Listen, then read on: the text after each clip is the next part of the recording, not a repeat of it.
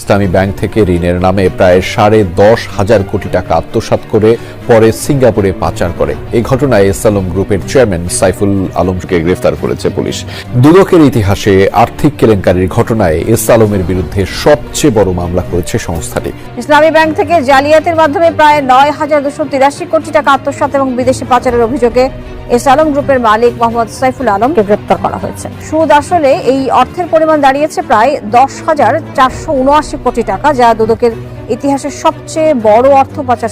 বিতর্কিত bank mafia ব্যবসায়ী S আলমকে ঘিরে আবারও ইসলামী ব্যাংকের নিয়ন্ত্রণ ফেরানোর দাবিতে রাজধানীতে শোডাউনের দৃশ্য দেখা যায়। তার অনুসারী ও চাকরিচ্যুত বলে পরিচিত কিছু কর্মীর অংশগ্রহণে এই কর্মসূচিতে বর্তমান পরিচালনা পর্ষদ ভেঙে দিয়ে ব্যাংকের নিয়ন্ত্রণ আগের অবস্থায় ফিরিয়ে দেওয়ার দাবি ওঠে। বিতর্কিত ব্যবসায়ী এস আলমের হাতে ইসলামী ব্যাংকের নিয়ন্ত্রণ ফেরাতে রাজধানীতে বড় ধরনের শোডাউন করেছেন তার অনুসারীরা। এতে ব্যাংক থেকে চাকরিচ্যুত কথিত কর্মীরাও অংশ নেন।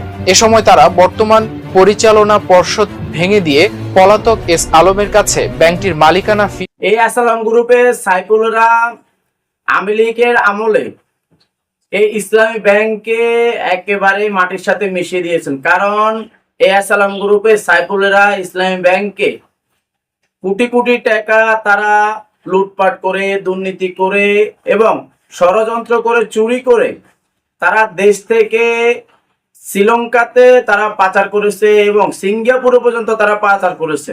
কিন্তু এরপরে জুলাই গণঅভ্যুত্থানের পরে এই অন্তর্বর্তী সরকার ডাক্তার ইউনূস ক্ষমতায় এসে এই এস আলম গ্রুপ থেকে ইসলামী ব্যাংককে ছাড়িয়ে নিয়ে যে ইসলামী ব্যাংকের পুরানো কর্মকর্তারা আছে তাদেরকে নিয়ে ইসলামী ব্যাংক আবার পুনরায় চালু করেছে।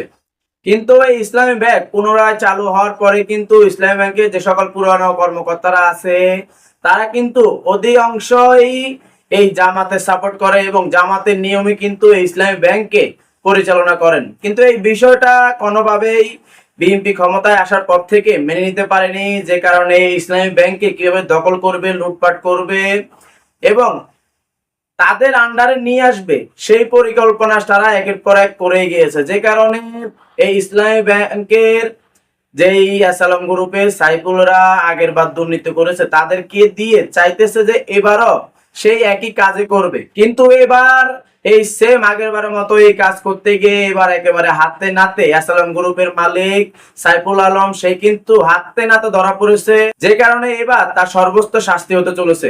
তো দর্শক, এই বিষয় দেখেছেন ভিডিওর শুরুতে কিছু অংশ শিরোনামের মাধ্যমে, দেখেন বিস্তারিত পুরো ভিডিও জুড়ে। এই বিষয়গুলো দেখার পূর্বে আপনাদের কাছে একটা অনুরোধ, আমার চ্যানেলে যারা নতুন আসছেন চ্যানেলটিকে সাবস্ক্রাইব করে দিয়ে অল ক্লিক করে পাশে থাকা বেল আইকনটি বাজিয়ে দিবেন, তাতে করে আমার চ্যানেলের আপডেট নিউজগুলো সবার আগে আপনাদের কাছে গিয়ে পৌঁছবে। তো দর্শক, চলুন দেখে আসি এই আগের বারের মতো এবারও দুর্নীতিবাজি, চাঁদাবাজি এবং লুটপাট করতে গিয়ে কিন্তু এই এস আলম গ্রুপের মালিক সাইফুল আলম একেবারে হাতে নাতে ধরা পড়েছে, সেটা আমরা দেখবো। তার আগে চলুন দেখে আসি এই বিএনপি এই এস আলম গ্রুপের লোকজনকে দিয়ে সেম আগের বারের মতো কিন্তু এই ব্যাংকে দেউলিয়া করতে চাইতেছে এবং লুটপাট করতে চাইতেছে, সে কারণে তাদের একেবারে পরিকল্পনা করতেছে। সেই বিষয়টা আগে আমরা চলুন দেখে আসি। এই বিষয়টা দেখে পরবর্তীতে ওই বিষয়টা দেখবো। তাই ধৈর্য ধরে একটি লাইক করে সম্পূর্ণ ভিডিও মনোযোগ সহকারে দেখতে থাকুন এবং আপনার মতামত কমেন্ট বক্সে লিখতে থাকুন। একটি বেসরকারি ব্যাংকের পরিচালনা পর্ষদের চেয়ার আপাত দৃষ্টিতে যা কেবলই একটি আসবাব, কিন্তু ভেতরে লুকিয়ে আছে পুরো রাষ্ট্রের অর্থনীতিকে জিম্মি করার এক ভয়ঙ্কর ব্লুপ্রিন্ট। 2026 সালের এই মুহূর্তে যখন ক্ষমতার সিংহাসন পরিবর্তনের হাওয়া বইছে, ঠিক তখনই পর্দার আড়ালে শুরু হয়েছে এক রক্তাক্ত দাবার চাল, যেখানে সাধারণ মানুষের ঘাম আর রক্তের আমানতকে স্রেফ কয়েন বানিয়ে খেলছে এক নতুন সিন্ডিকেট। রাষ্ট্রযন্ত্র আর তার সমস্ত পুলিশি শক্তি নিয়ে ঝাঁপিয়ে পড়েছে নিজস্ব নাগরিকদের ওপর। কিন্তু কেন একটি আর্থিক প্রতিষ্ঠানের দখল নিতে স্বরাষ্ট্র মন্ত্রণালয়ের এই মরিয়া ইঙ্গিত? আজ আমরা উন্মোচন করতে যাচ্ছি এমন এক বাফেলো পলিটিক্স যার গভীরতা যে কোনো রাজনৈতিক থ্রিলারকেও হার মানাবে। আগামী কয়েক মিনিট স্থির হয়ে বসুন, কারণ আজ যা শুনবেন তা আপনার রাতের ঘুম কেড়ে নেওয়ার জন্য যথেষ্ট। ইতিহাসের চাকা ঘোরে, কিন্তু লুটেরাদের চরিত্র কি আসলেই বদলায়? ক্ষমতার পালা বদলে মুখচ্ছবি পাল্টায়, কিন্তু ভেতরের লোক কি একই থেকে যায়? দেশের ব্যাংকিং খাতের সবচেয়ে বড় এবং আস্থার শেষ আশ্রয়স্থল হিসেবে পরিচিত একটি প্রতিষ্ঠানের নাম ইসলামী ব্যাংক বাংলাদেশ লিমিটেড। আজ এই প্রতিষ্ঠানের সদর দপ্তর কোনো বাণিজ্যিক কেন্দ্র নয়, বরং পরিণত হয়েছে এক রণক্ষেত্রে। বিতর্কিত এবং ব্যাংক লুটের সরাসরি অংশীদার হিসেবে অভিযুক্ত এক নতুন চেয়ারম্যানের বিরুদ্ধে যখন সাধারণ কর্মকর্তা ও গ্রাহকেরা রাজপথে নেমে এলেন, তখন তাদের শান্ত করার কোনো রাষ্ট্রীয় উদ্যোগ দেখা যায়নি। উল্টো রাষ্ট্রযন্ত্র তার পুরো শক্তি প্রয়োগ করল সেই প্রতিবাদী কণ্ঠগুলোকে স্তব্ধ করে দিতে। পুলিশের বুটের তলায় পিষ্ট হলো আমানতকারীদের বিশ্বাস। এই বর্বরতার নেপথ্যে কার ইশারা? কোন সে অদৃশ্য শক্তি যা পুরো রাষ্ট্রকে বাধ্য করছে এক নির্মম জল্লাদের ভূমিকায় অবতীর্ণ হতে? এই রুদ্ধশ্বাস নাটকের প্রকৃত উৎস বুঝতে হলে আমাদের ইতিহাসের ধুলোবালি ছেড়ে ফিরে যেতে হবে একদম শুরুর দিনগুলোতে। আজ রাজনৈতিক শুদ্ধতার নামে অনেকেই সত্যটি উচ্চারণ করতে কুণ্ঠাবোধ করেন, কিন্তু নির্মম বাস্তবতা হলো ইসলামী ব্যাংক কোনো সাধারণ বাণিজ্যের উদ্দেশ্যে গড়ে ওঠা দেয়াল নয়। এই মহিরুহ দাঁড়িয়ে আছে বাংলাদেশে জামায়াতে ইসলামী এবং ইসলামী ছাত্র শিবিরের লাখো লাখো নেতাকর্মীর নিরলস শ্রম, রক্ত আর ঘামের ওপর ভিত্তি করে। শূন্য থেকে শুরু করে দেশের প্রত্যন্ত অঞ্চলে সততার যে বীজ তারা বুনেছিলেন, আজ তা এক বিশাল বটবৃক্ষ। অর্থনৈতিক বিশ্লেষকদের টেবিল থেকে শুরু করে খোদ এই ব্যাংকের প্রতিষ্ঠাতাদের অন্দরমহল সবখানে একটি সত্য আজ স্বীকৃত। এই ব্যাংকটি আসলে জামায়াত ইসলামীর একটি সমান্তরাল অর্থনৈতিক সংগঠন। তৎকালীন বিজনেস টাইকুন মীর কাশেম আলী মিন্টুর হাত ধরে যে ফাইন্যান্সিয়াল মডেল তৈরি হয়েছিল, তা আজ দেশের জিডিপির অন্যতম চালিকা শক্তি। এই সত্য স্বীকারে কোনো হীনমন্যতা থাকার কথা নয়, কারণ যাদের ত্যাগে এই প্রতিষ্ঠানটি দেশের 1 নম্বর ব্যাংকে পরিণত হয়েছে, তাদের হাতেই এই আমানত সবচেয়ে বেশি নিরাপদ থাকার কথা ছিল।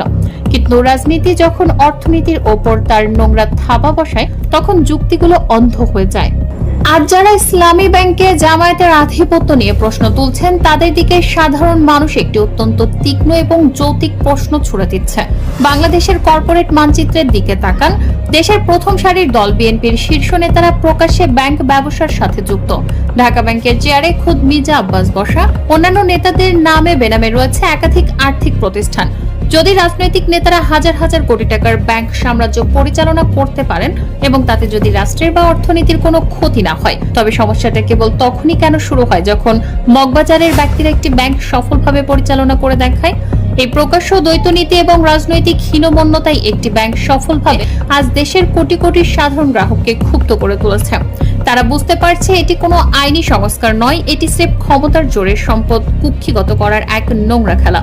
আওয়ামী আমলের সেই কুখ্যাত সিন্ডিকেট কিভাবে রাতারাতি খোলস বদলে নতুন সরকারের ছায়ায় এই ব্যাংক গ্রাস করতে চাইছে তা বিস্তারিত জানাবো। ইসলামী ব্যাংকের শক্তি কোনো গ্ল্যামারাস কর্পোরেট কালচারে নেই। এর মূল ভিত্তি অত্যন্ত সরল, তা হলো আমানতদারিরা এবং সততা।